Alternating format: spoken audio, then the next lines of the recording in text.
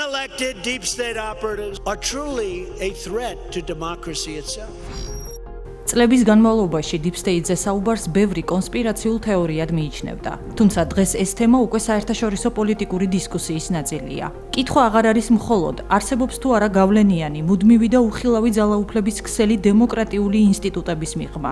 არამედ როგორ და რა მასშტაბით შეუძლია მას გავლენა მოახდინოს სახელმწიფოს პოლიტიკურ გადაწყვეტილებებსა და სტრატეგიულ კურსზე. თემა უკვე იმდენად გააქტიურდა და გაფართოვდა, რომ ამ დისკუსიაში მონაწილეობენ არა მხოლოდ პოლიტიკოსები, დიპლომატები და ექსპერტები, არამედ თანამედროვე ფილოსოფოსებიც, რომლებიც ცდილობენ ახსნან, რას წარმოადგენს Deep State და რა პრინციპით შეიძლება მოქმედებდეს იგი. სწორედ ამ კონტექსტში განსაკუთრებულ ინტერესს იწვევს ფრანგი ფილოსოფოსის, მიშელ ონფრეის ანალიზი, რომელიც საკუთარ ხედვას გვთავაზობს იმის შესახებ, თუ რას უწოდებს Deep State-ს და რა მექანიზმებით ახორციელებს ის გავლენას პოლიტიკურ პროცესებზე. ონფრეს აზრით, ამ მექანიზმების უკეთ გასაგებად მხოლოდ თეორიული მსჯელობა საკმარისი არ არის. აუცილებელია კონკრეტული პოლიტიკური მოვლენების ანალიზიც. სწორედ ასეთ მაგალითად მას მარინ ლეპენის საქმე მოჰყავს.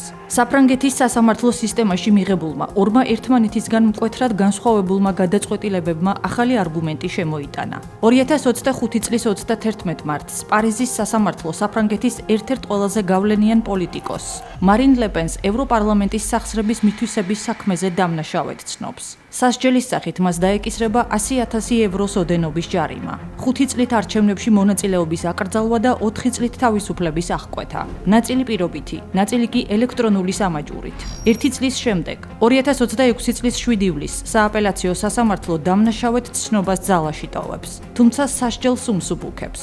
არჩევნებში მონაწილეობის აკრძალვა იმდენად მცირდება, რომ მარინ ლეპენს უკვე შეუძლია 2027 წლის საპრეზიდენტო არჩევნებში კანდიდატად დადგეს.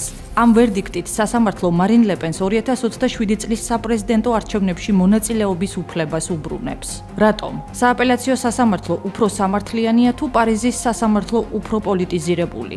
ფრანგი ფილოსოფოსი მიშელ ონფრე ამბობს, რომ სინამდვილეში ორივე სასამართლოს გადაწყვეტილების უკან Deep State-ის პოლიტიკური სვლები ჩანს.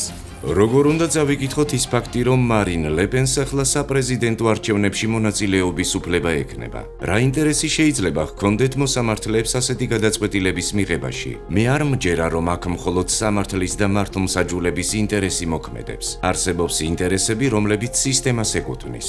ონფრე გვთავაზობს დავფიქრდეთ არა მხოლოდ იმაზე, თუ რა გააკეთეს მოსამართლეებმა, არამედ იმაზეც, თუ რატომ გააკეთეს. იმიტომ რომ გადაწყვეტილება, რომელსაც პირველი ინსტანციის სასამართლო მიიღებს, სენსაციური და უპრეცედენტოა. პარიზი 5 წლით არჩევნებში მონაწილეობის აკრძალვის გადაწყვეტილებას ძალაში დაუყოვნებლივ შეიყვანს. ამ გადაწყვეტილებით ლეპენს დაუყოვნებლივ აეკრძალა ახალ არჩევნებში კანდიდატად მონაწილეობა. აპელაცია, ანუ გადაწყვეტილების გასაჩივრება აკრძალვას ავტომატურად ვერ აჩერებს. პირველი ინსტანცია ითვალისწინებს იმ გარემოებასაც, რომ გასაჩივრების ხანგრძლივი პროცედურის გამო სააპელაციო სასამართლომ შესაძლოა საქმეზე მსჯელობა 2027 წლის საპრეზიდენტო არჩევნებამდე ვერ მოასწროს. აკრძალვამ პრაქტიკაში ვერ იმუშაოს და ლეპენმა მაინც მოახერხოს თავისი კანდიდატურის წამოყენება. და ამიტომაც სასამართლოს თითქოს სურს დარწმუნდეს, რომ ლეპენი ვერანაირად საარჩევნო მარათონზე ასვლას ვერ შეძლებს. პოლიტიკურ და მით უფრო საარჩევნო კონტექსტში ეს გადაწყვეტილება პირდაპირ იკითხება როგორც Deep State-ისთვის მიუღებელი კანდიდატის ბლოკირება. იმ დროს 2025 წლის მარტში თითქმის ყველა მსხვილ გამოკითხვაში მარინ ლეპენი ყველაზე ძლიერი კანდიდატია. სოციალური კვლევები აჩვენებს, რომ პირველ ტურში მას დაახლოებით 34-37% მხარს უჭერს, რაც კონკურენტების მაჩვენებლებს მნიშვნელოვნად აღემატება. სწორედ ამიტომ სასამართლოს მხრიდან ლეპენის ფაქტობრივად დაბლოკვა პოლიტიკურ გადაწყვეტილებად შეფასდება. ონფრეი იტყვის, რომ სასამართლოს გადაწყვეტილებები შეიძლება აიხსნას არა კანონით, არამედ იმით, თუ რომელი პოლიტიკური შედეგია არაფორმალური ოლიგარქიული მმართველობისთვის უფრო ხელსაყრელი. თუ ადრე თვლიდით, რომ მართლმსაჯულება პოლიტიკურ ფუნქციას ასრულებდა, მაშინ ეს შეფასება მხოლოდ იმიტომ არ უნდა შეცვალოთ, რომ ახლა სხვა გადაწყვეტილება მიიღეს. ეს სხვა გადაწყვეტილება უკვე სხვის მზარდ რეიტინგს ბლოკავს. 2025 წლის ვერდიქტის შემდეგ ლეპენი უკვე იმდენად არის დარწმუნებული, რომ საარჩევნო რინგამდე არ მიუშვებენ, რომ თავის მემკვიდრედ ჯორდან ბარდელას გამოაცხადებს. ის არის მისი გეგმაბე და ალტერნატიული კანდიდატი 2027 წლის საპრეზიდენტო არჩევნებში. გარკვეულ მომენტში საზოგადოებრივი აზრის გამოკითხვები აჩვენებდა, რომ ჟორდან ბარდელას შედეგები მარინ ლეპენზე უკეთესი იყო, ზოგჯერ 2 ან 3%-ული პუნქტითაც კი. უსწრებს არა მხოლოდ ლეპენს, არამედ მარათონის ყველა პოტენციურ მონაწილეს. ოდოქსას ერთ-ერთ ბოლო კვლევაში ბარდელა მეორე ტურის გამარჯვებული და არჩევნების ფავორიტია. ბარდელა ატალი, ბარდელა გლიუსკმანი, ბარდელა მელანშონი და ბარდელა რეტაიო. და აი სწორედ მაშინ, როცა ბარდელა სულ უფრო მეტად იკრებს ძალებს, სულ უფრო გარდაუვალი ხდება მისი გამარჯვება. სააპელაციო სასამართლო უცებ იღებს გადაწყვეტილებას ლეპენის საქმის განხილვა პროცედურების სრული დაცვითა და რიგითობით კი არ განიხილოს, არამედ დაჩქარებული წესით. საბოლოოდ კი გადაწყვიტოს, რომ მარინ ლეპენს შეუძლია არჩევნებში მონაწილეობის მიღება. და რა იცვლება ამით? საარჩევნო კამპანიას უბრუნდება ბარდელაზე ოდნავ დაბალ რეიტინგული ლეპენი. ასუსტებს იმ კანდიდატის ერთ-ერთ უპირატესობას, რომელსაც მარინ ლეპენზე 2%-ით მეტი მხარდაჭერა ჰქონდა და რომელსაც მეორე ტურში ძლიერი პოლიტიკური დინამიკის შექმნა შეეძლო. ანუ თუ პირველ ტურში ყავს კანდიდატი, რომლის შედეგიც მარინ ლეპენზე უფრო მაღალია და რომელიც მნიშვნელოვნად ჩამოიტოვებს მეორე ტურში გასულ სხვა კანდიდატებს, ეს უკვე გარკვეული ძალის დემონსტრირებაა. არჩევნებში დინამიკას ძალიან დიდი მნიშვნელობა აქვს. ბარდელას ბევრი უპირატესობა აქვს. უფრო ახალგაზრდაა. ლეპენის გვარით უარყოფითი წარსულით დაზიანებული არ არის. Deep State-ისთვის შეიძლება ის უფრო საშიში კანდიდატი ყოფილიყო. ამ ფონზე იწყებს სააპელაციო სასამართლო მარინ ლეპენის საჩივრის განხილვას. ახლა უკვე ლეპენი იქნება პრეზიდენტობის კანდიდატი. On-press აზრით, Deep State-მა ჩათვალა, რომ მის წინააღმდეგ ბრძოლა გაცილებით უფრო იოლი იქნება. ეს არის გვარი ლეპენი. საფრანგეთში მრავალი წლის განმავლობაში განსაკუთრებით ბევრი ახალგაზრდისა და მოზარდისთვის გვარი ლეპენი თითქმის სატანის სიმბოლოდ იყო ქცეული. ახლა კი კვლავ შესაძლებელი გახდება საუბარი ლეპენზე, ლეპენების ოჯახზე, ლეპენის ფენომენზე, ლეპენიზაციაზე და ასე შემდეგ. ეს პოლიტიკურ დისკუსიას კიდევ ერთხელ აძლევს ამ არგუმენტის გამოყენების შესაძლებლობას. სასამართლოების გამოყენებით Deep State ცდილობს ეროვნული გაერთიანებისთვის გამარჯვების შანსების შემცირებას. მარინ ლეპენის დაბრუნება პოლიტიკური თვალსაზრისით უფრო ხელსაყრელია. მამას ფაშისტური იდეები ჰქონდა. როცა გარდაიცვალა, ლეპენმა მთელი გულით დაიტირა. თავად კორუფციულ სკანდალში გაეხვა. უკვე კომპრომატირებულია. ბარდელას პოლიტიკურ სივრს კი შავი ლაქები არა აქვს. ის მისაღებია ზომიერი და ნეიტრალური ელექტორატისთვის. ამიტომაც On-press მიიჩნევს, რომ სასამართლომ ორივე შემთხვევაში პოლიტიზირებული გადაწყვეტილება მიიღო, რადგანაც მას პოლიტიკური პოტენციური ეფექტიც ექნება. მე ვფიქრობ, რომ მოსამართლეებმა პოლიტიკური არჩევანი გააკეთეს. On-press შეფასებით ლეპენის საქმე აჩვენებს არა მხოლოდ იმას, რომ არსებობს სისტემა, რომელიც პოლიტიკურ პროცესებზე გავლენის მოხდენას ცდილობს, არამედ იმასაც, როგორ მოქმედებს ეს სისტემა. იგი მოქმედებს დემოკრატიულად შეფუთული ინსტიტუტების მეშვეობით, სასამართლოთი, ადმინისტრაციული გადაწყვეტილებებით, მედიითა და საზოგადოებრივი აზრის ფორმირებით. ამ ვითომ დემოკრატიული ინსტრუმენტებით Deep State გავლენას ახდენს პოლიტიკურ გარემოზე, იმ წესებზე, მექანიზმებსა და გადაწყვეტილებებზე, რომლებიც განსაზღვრავს ვინ მივა საერთოდ არჩევნებამდე და რა პირობებში. ამიტომ არ უნდა წარმოვიდგინოთ, თითქოს მოსამართლეები უცებ სამართლის ფანატიკოსები გახდნენ. თითქოს მხოლოდ კანონის, საერთო ინტერესისა და საზოგადოებრივი სიკეთის მსახურებად გადაიქცნენ. Deep State არ მოქმედებს როგორც ხილული პოლიტიკური პარტია, არამედ როგორც უხილავი მოთამაშე, რომელიც სხვადასხვა ინსტიტუტის მეშვეობით ცდილობს რამდენიმე სვლით წინ დაგეგმოს პოლიტიკური პროცესები. ამისთვის კი გავლენის ქსელი აქვს. არსებობს სისტემა და ეს სისტემა მუშაობს. მას ყავს თავისი საყრდენები, თავისი მედია, თავისი ინტელექტუალები, თავისი პოლიტიკოსები, თავისი პოლიტიკური კომენტატორები, თავისი მოსამართლეები, სხვადასხვა ჯგუფები, ასოციაციები და კლუბები, თავისი ფინანსისტები და მილიარდერები. ყველა ეს ელემენტი ერთად მოქმედებს. ერთხელ ჟურნალმა Fond Populaire-მა სპეციალური ნომერი მიუძღვნა Deep States. On-press შეფასებით Deep States მისი გავლენებიდან გამომდინარე ერთი დიდი უპირატესობა აქვს. შეუძლია სამი სვლით წინ ითამაშოს. არის ადამიანები, რომლებსაც ჭადრაკის მოთამაშეების თავები აქვთ. სხვები კი მხოლოდ გუშინდელი სვლის ახსნას ახერხებენ, მაგრამ ვერ ხედავენ ხვალინდელს და მით უმეტეს ზეკინდელს. On-press შეფასებით სააპელაციო სასამართლოს გადაწყვეტილება, რომელიც ბევრმა მხოლოდ სამართლებრივ აქტად აღიქვა, სინამდვილეში უფრო ფართო პოლიტიკური გავლენის ნაწილია. ამ სვლის შედეგი 2 წლის შემდეგ, 2027 წლის საპრეზიდენტო არჩევნებზე უნდა გამოჩნდეს. ამიტომ ვფიქრობ, რომ საპრეზიდენტო არჩევნები უკვე დაწყებულია. არა მხოლოდ იმ მომენტიდან, როცა მარინ ლეპენს კვლავ მიეცა კანდიდატად კენჭისყრის შესაძლებლობა. სინამდვილეში არჩევნებისთვის მზადება იწყება იმავე საღამოს, როცა მოქმედი პრეზიდენტი აირჩევა. იმ დღესვე იქმნება ჯგუფი, რომელიც ამბობს: ახლა მთავარი ამოცანაა ძალაუფლების შენარჩუნება და ჩემი ხელახალი არჩევისთვის მზადება. ასე მუშაობს სისტემა. ასე რომ პოლიტიკური პროცესების გასაგებად საკმარისი აღარ არის მხოლოდ იმის დანახვა, რაც ხდება. მთავარია მიხვდე რა პოლიტიკური შედეგისთვის იქნება ეს გადაწყვეტილება მომავალში. ამიტომ ჩემი აზრით იმ ადამიანებმა, რომლებიც რამდენიმე სვლით წინ ფიქრობენ, დაასკვნეს. თუ გვინდა რომ მეორე ტურში სისტემის კანდიდატი გავიდეს და საბოლოოდ გაიმარჯვოს, მისთვის ყველაზე ხელსაყრელი მეტოქე მარინ ლეპენია. ის რაც ყველაზე მნიშვნელოვანია, ხშირ შემთხვევაში მართულია და არ ჩანს. ეს ერთხელ საფრანგეთის პრეზიდენტმა ემანუელ მაკრონმაც დაადასტურა. ტერმინი deep state მან ორჯერ გამოიყენა. ფრანგული მედია მაშინვე ახმაურდა. 2019 წლის აგვისტოში ბაირიცის G7-ის შეხვედრაზე რა თქმა უნდა ემანუელ მაკრონის გაემგზავრა.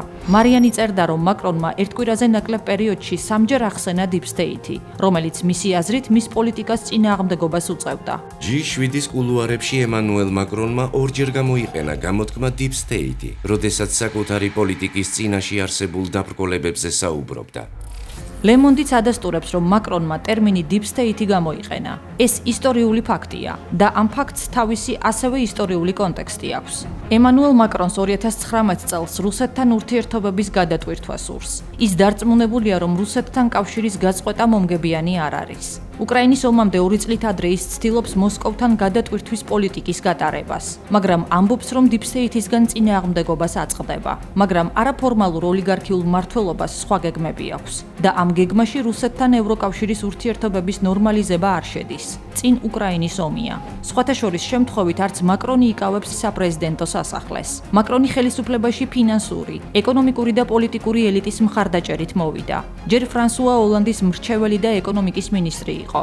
შემდეგ კი 2017 წელს ის ძალიან სწრაფად გახდა პრეზიდენტი. მაკრონის გაპრეზიდენტება ჯერ კიდევ 2014 წელს იწინასწარმეტყველეს. მე ვფიქრობ, რომ ემანუელ მაკრონს აქვს ყველა თვისება, რომ ერთ დღეს რესპუბლიკის პრეზიდენტი გახდეს. რა თქმა უნდა, ეს წინასწარმეტყველება შემთხვევითი არ ყოფილა. კაცი, რომელმაც მომავალს შეხედა და მაკრონის პოლიტიკური კარიერული კიბე დაინახა, ჟაკ ატალია, ფრანსუა მიტერანის მრჩეველი, ევროპის რეკონსტრუქციისა და განვითარების ბანკის პირველი პრეზიდენტი, საფრანგეთის პოლიტიკურ და ეკონომიკურ ელიტაში ერთ-ერთი ყველაზე გავლენიანი ფიგურა. საფრანგეთის მედიაში ატალის ზოგჯერ პრეზიდენტების შემქმნელსაც კი უწოდებენ. მაკრონამდე ოლანდის პოლიტიკურ აღმასვლაშიც მნიშვნელოვანი როლი შეასრულა. ფრანგი ფილოსოფოსი ონფრე შემთხვევით არ ამბობს, რომ მაკრონი deep state-ის სათამაშოა. მას მხარს ფრანგები იმიტომ კი არ დაუჭერენ, რომ მისი რომელიმე გადაწყვეტილება მოეწონებათ, ან რეფორმა დაამახსოვრდებათ, არამედ იმიტომ, რომ მედია, რომელსაც deep state აკონტროლებს, მაკრონის კონკურენტის დემონიზაციას ახდენს. ფრანგებს ეტყვიან, რომ მთავარი ფაშისტი და პრორუსი ლეპენის შეჩერებაა. ამიტომაც მაკრონმა უნდა გაიმარჯვოს. ასე ამ შემთხვევაში მედიის, პიარის, ექსპერტებისა და სხვა სტრუქტურების გამოყენებით გავლენას საზოგადოებრივ აზრზეც ახდენენ.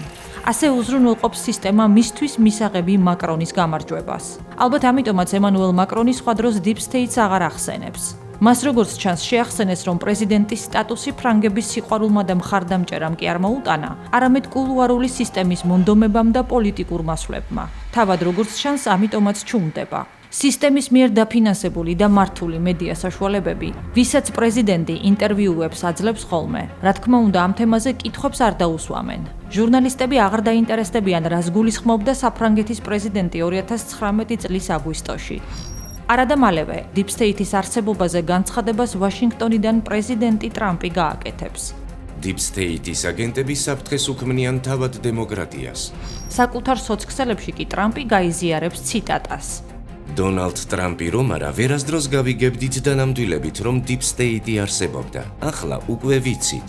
არაფორმალური ოლიგარქიული სისტემის არსებობა იმდენად რეალური და საგრძნობია, რომ მეორე საპრეზიდენტო ვადაში ტრამპი მას მიზანში ამოიღებს და ომს გამოუცხადებს. 2024 ჩვენი საბოლოო ბრძოლა. თქვენთან ერთად ჩვენ დავანგრევთ deep states. ჩვენ გავაძევებთ ომის მომხრეებს ჩვენი ხელისუფლებიდან. განვდევნით გლობალისტებს. მის გავლენაზე ალაპარაკდება ბრიტანეთის გადამდგარი პრემიერი ლის ტრასიც. როდესაც დაუნინგ სტრიტზე მივედი, Deep State-ის არსებობა აღმოვაჩინე. მაკრონი მისი ჩარებით უკმაყოფილო იყო, ტრასი შეშფოთებული. ტრამპს საომარი განწყობა ჰქონდა. თუმცა როგორც ჩანს, დროთა განმავლობაში ეს სისტემა იმდენად გავლენიანი გახდა, რომ ზოგი გაჩუმებას არჩევს. იმიტომ რომ ამ სისტემის მიმართ უძლურია. ზოგიც მორჩილებას, იმიტომ რომ იცის ვერაფერს შეცვლის. სისტემა კი არა მხოლოდ დემოკრატიული ინსტიტუტების უკანიმალება, საიდანაც საკუთარ ინტერესებზე დებს ფსონებს, არამედ თავსაც იცავს. არაფორმალური გავლენებით მართული პოლიტიკური ჯგუფები, დიპლომატები, მედია პლატფორმები თუ ექსპერტები ცდილობენ დაამტკიცონ, რომ არანაირი Deep State-ი არ არსებობს. მაგალითად, პიტერ ფიშერი გერმანიის ახლა უკვე ყოფილი ელჩია საქართველოში. ინტერვიუს ბათუმელებს მისცემს და იტყვის, რომ Deep State-ის არც სახელი იცის და ვერც სახეზე ცნობს.